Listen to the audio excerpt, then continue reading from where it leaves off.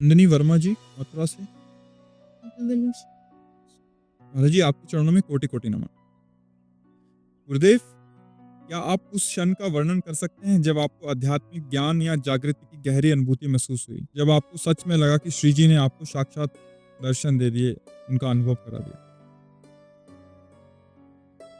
उस अनुभव के लिए आपको क्या जरूरत है, इस पर चर्चा करो।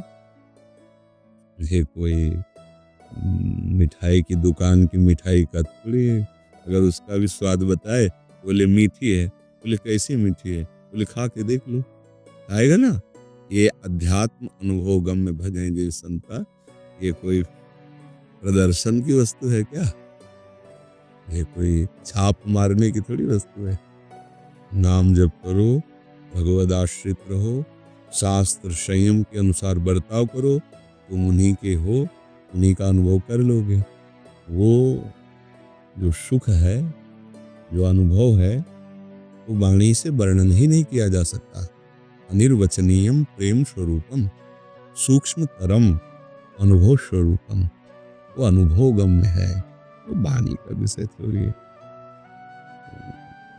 बस सबसे बड़ी बात है हृदय में लौटने की चाह हो जाए, अपने घर चलना है, अपनी स्थिति में आना है।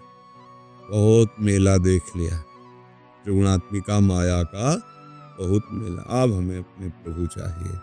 ये बात जब आ जाती है ना, इसे शास्त्रीय भाषा में मुमुक्षुता कहते हैं, भक्ति भाषा में भगवत प्राप्ति की चाह लालसा कहते हैं। ये लग जाए तो फिर स्वाद बताने की जरूरत नहीं, आगे आगे कदम कदम पर स्वाद ही स्वाद परमानंद में प्रभु का है। तो ये वाणी का विषय नहीं है, बस लगन लग जाए। और लगन तभी मानना चाहिए लगी है जब विषय भोग निद्रा हंसी जगत प्रीति बहुबात ये सुहाई न देने लगे। नारायण हरिभजन में ये पांचों न सुहात, विषय भोग निद्रा हंसी जगत प्रीति बहुबात। नहीं खान पान ते भावे है, नहीं कोमल वसन सुहावे है, सब विषय लगे ते खारा है, हरियासिक का मग न्यारा है। भगवत प्रेमी व्याकुलता पूर्वक जब भगवान में चित्त जोड़ता है, एक भृंगी नाम का कीड़ा दूसरे कीड़े को अपना चिंतन करा के बिना शरीर बदले भृंगी बना देता है। तो भगवत चिंतन करने वाला महात्मा भगवान, वो चाहे पैंट शर्ट में हो, चाहे स्त्री शरीर हो, चाहे पुरुष, इनके विभाग नहीं। पुरुष नपुंसक नारीवा जीव चराचर कोय, सर्व भाव बज कपट तज मोहि परम प्रिय सोय। वो परमात्मा स्वरूप ब्रह्मविद ब्रह्म ही भवति, वो स्वयं भगवत स्वरूप जानत तुम्हें तुम्हें हो जाए। अब वो जो आनंद है वो वाणी से वर्णन करने वाला नहीं है।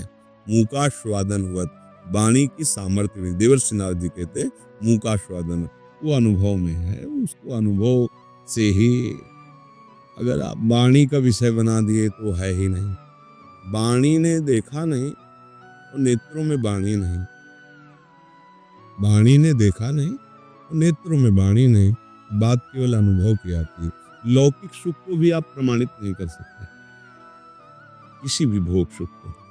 कैसा लगा, अच्छा लगा, नहीं कैसा लगा, बहुत सुखद लगा, नहीं कैसा लगा। तो तीसरा वो प्रश्न होगा आपका कि आप उसको भोग के देख लीजिए।